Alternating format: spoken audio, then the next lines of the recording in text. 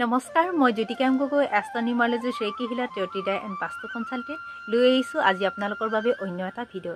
যদি আপোনালোকে ভিডিওটো চাই আছে তেন্তে মই কওঁ আপোনালোক এজন লাকি পাৰ্সন হয়, যেহেতু নেকি এইটো এটা স্পেশাল ভিডিও হয় আৰু এই স্পেশাল ভিডিওটোৰ জৰিয়তে আপোনালোকে উইশ মেনিফেষ্ট কৰিব পাৰিব আৰু ইয়াৰ বাবে এটা উপযুক্ত সময় আহি আছে। গতিকে ভিডিওটো স্কিপ নকৰি সম্পূৰ্ণ চাব। তেন্তে আহক পলম নকৰি আৰম্ভ কৰোঁ এই ভিডিওটোৰ জৰিয়তে আপোনালোকে কেনে ধৰণে উইশ মেনিফেষ্ট কৰিব পাৰিব। ইয়াৰ বাবে আপোনালোকে অপেক্ষা কৰিব লাগিব 11 নৱেম্বৰ তাৰিখে, অৰ্থাৎ 11 নৱেম্বৰ 11 মাহটো হৈছে 11 মাহ 11, গতিকে 11 এটা পোৰ্টেল হয়।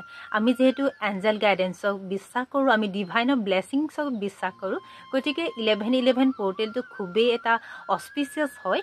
আমি যদি চাওঁ 1 এটা এনেকুৱা এটা নাম্বাৰ হয় যিটোৱে নেকি আমি কওঁ যে কিবা এটা নিউ বিগিনিং কৰিবৰ কাৰণে ভাল হয়, আৰু যেতিয়া 1 নাম্বাৰ আহিছে তেন্তে আমি ক'ম যে এইটো খুবেই ভাল হয় আমাৰ বাবে উইশ মেনিফেষ্ট কৰিবৰ কাৰণে।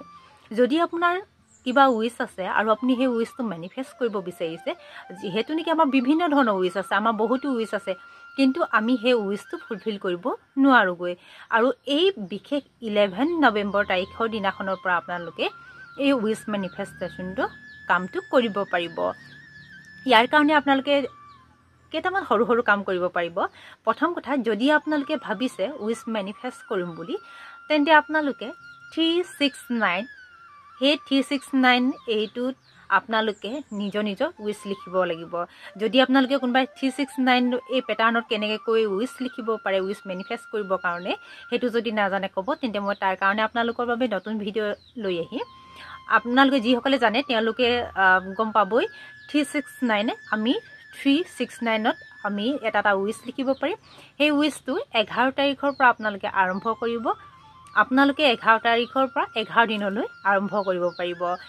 11 তাৰিখৰ দিনাখন 11 দুটা সময়ত হ'ব। প্ৰথমটো হৈছে আপোনালোকৰ মৰ্ণিং টাইমত 11 হ'ব, আৰু ইভিনিং বা আমি ক'ম ৰাতি 11 আপোনালোকে সেই উইশ কেইটা লিখিব পাৰিব। লগতে যিটো 369 হয় সেইটো আপোনালোকে বাৰু ৰাতিপুৱাৰ পৰা ৰাতিলৈকে লিখিব লাগিব। লগতে আপোনালোকে লিখিব পাৰিব 555 পেটাৰ্ণত আপোনালোকে উইশ লিখিব পাৰিব।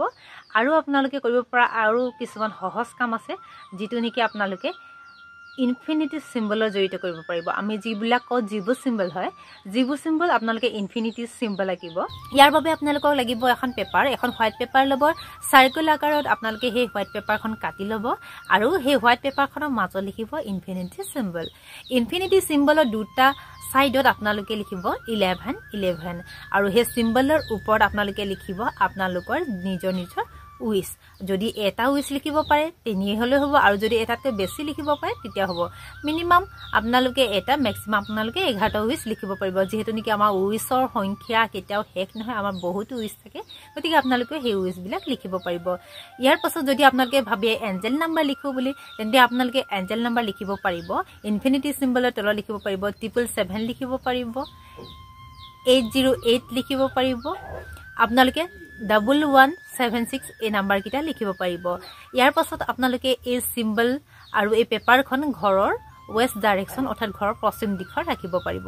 ঘৰৰ পশ্চিম দিশত এই উইশ মেনিফেষ্ট কৰিবৰ কাৰণে খুবেই ভাল হয়। যেতিয়া আমি ঘৰৰ পশ্চিম দিশত উইশ মেনিফেষ্টৰ কাৰণে ব্যৱহাৰ কৰোঁ, সেই ডাইৰেকশ্যন ব্যৱহাৰ কৰা উইশ মেনিফেষ্টেশ্যনত তাত খুব সোনকালে ছাকচেছ হয়। আপোনালোকে কোনোবাই যদি এই দিনটোৰ পৰা অৰ্থাৎ 11 নৱেম্বৰ এই দিনটোৰ পৰা যদি মন্ত্ৰ সাধনা কৰোঁ বুলি ভাবে বা মন্ত্ৰৰ জৰিয়তে আপোনালোকে যদি এটা উইশ মেনিফেষ্ট কৰোঁ বুলি ভাবে, তেন্তে আপোনালোকে সেয়াও কৰিব পাৰিব। কিন্তু এইখিনিতে এটা কথা মন কৰিব, যিহেতু আমি 11 পোৰ্টেলৰ কথা কৈছোঁ, আপোনালোকে যিটো মন্ত্ৰ চান কৰিব বা উইশ মেনিফেষ্ট কৰিব ল'ব, আপোনালোকে 11 আগৰ পৰা অৰ্থাৎ 11:10 11:10 ইমানখিনি সময়ৰ পৰা আৰম্ভ কৰিব। তেতিয়া আপোনালোকৰ 11:11ত শেষ হৈ যাব। তেনেকৈ আপোনালোকে সেই যেতিয়া উইশ লিখিব বা আপোনালোকে মন্ত্ৰ এটা জপ কৰিব, তেনেকৈ আপোনালোকে কৰিব। গতিকে আপোনালোকে সেই 11 সময়ৰ অলপ আগৰ পৰাই এইখিনি সাজু হৈ থাকিব। ইয়াত আপোনালোকৰ আৰু এটা কথা কওঁ, আমাৰ বহুতে কয়, বিশেষকৈ মাতৃসকলে কয় ল'ৰা ছোৱালীৰ কথা নুশুনে, ল'ৰা ছোৱালীৰ লগত কথাবোৰ নিমিলে, তেনেকুৱা ধৰণৰ সমস্যা হয়। তাৰ কাৰণে আপোনালোকৰ এটা ৰেমেডি কওঁ, যদি আপোনালোকৰ তেনেকুৱা সমস্যা হৈছে তেন্তে আপোনালোকে ঘৰৰ ৱেষ্ট ডাইৰেকশ্যনটো ল'ব। সেই ৱেষ্ট ডাইৰেকশ্যনত ল'ৰাৰ ফটো আৰু আপোনাৰ ফটো ৰাখিব, লগতে তাত কিবা এটা মিঠাই ৰাখিব। যেহেতু নেকি মিঠাইবোৰ খুব সহজতে বেয়া হৈ যায় তেতিয়া আপোনালোকে তাৰ অপচনেল হিচাপে চকলেট ৰাখিব পাৰে 11 দিন ৰাখিব আৰু যদি কেনেবাকৈ যেহেতু ঘৰত সৰু ল'ৰা থাকিবই আছে যদি কেনেবাকৈ সেই মিঠাইটো খাইও দিয়ে কোনোবাই তেতিয়াও একো নহয় খাবলৈ দিব তাৰ হলনি আপুনি আকৌ তাত মিঠাই ৰাখিব পাৰে বা চকলেট ৰাখিব পাৰে সেই যে মিঠা ভাব বা মধুৰতাটো আপোনালোকৰ মাজত আহি যাব অৰ্থাৎ সেই আপোনালোকৰ মাজত সেই বন্ডিংটো আহি যাব আপোনালোকে এই সৰু ৰেমেডিটো কৰিব পাৰিব আৰু আমাৰ বিশেষকৈ উইচ মেনিফেষ্টত আমি বিশেষ এটা বস্তু বিচাৰ হয়তো হৈছে আমাৰ টকা মনি ৰিলেটেড প্ৰবলেম থাকে গতিকে আপোনালোকে যদি ভাবে আপোনালোকে কাম কৰিছে আপোনালোকৰ উপাৰ্জন হোৱা নাই আপোনালোকে যি ধৰণে উপাৰ্জন কৰিছে সেই ধৰণে তাতকৈ অধিক ধৰণে খৰচ হৈছে তেন্তে আপোনালোকে এটা মন্ত্ৰ জপ কৰি আপোনালোকে এই 11 তাৰিখৰ পৰা 11 দিনলৈ এটা উইচ মেনিফেষ্ট কৰিব পাৰিব ইয়াৰ কাৰণে আপোনালোকে তেনিহি সহজ মা লক্ষ্মী ব্ৰিজ মন্ত্ৰ শ্ৰীম এই মন্ত্ৰটো এক মালাকৈ জপ কৰিব পাৰিব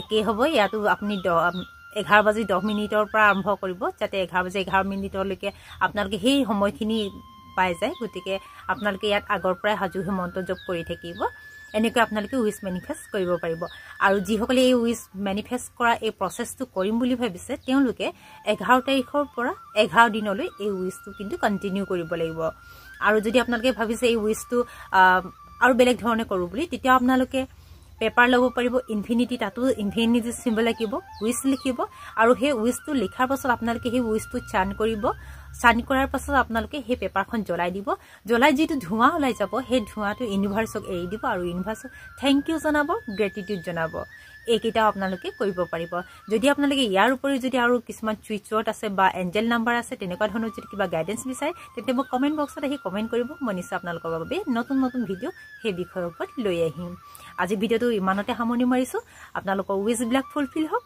মেনিফেষ্ট হওক ধন্যবাদ